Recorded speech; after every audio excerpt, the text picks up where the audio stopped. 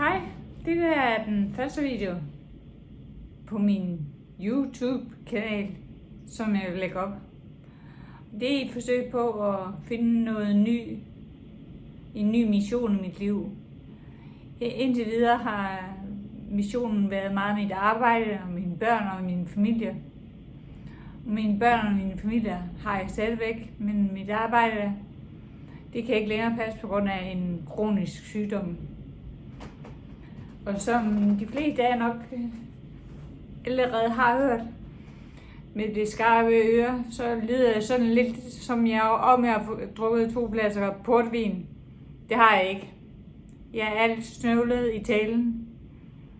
Og det skyldes den her sygdom, sjældne sygdom, som jeg har. Det jeg vil fortælle jer om, og det gør jeg helt af egen virknings skyld, det er den måde, jeg er kommet videre i mit liv, efter at have fået en kronisk diagnose, en skelsættende diagnose, som gør, at jeg har mistet fodfæstet helt og aldeles. Og så har jeg skulle forsøge at finde det igen. Fordi det skylder både mig selv primært, men ikke mindst mine børn og min familie, min dejlige mand.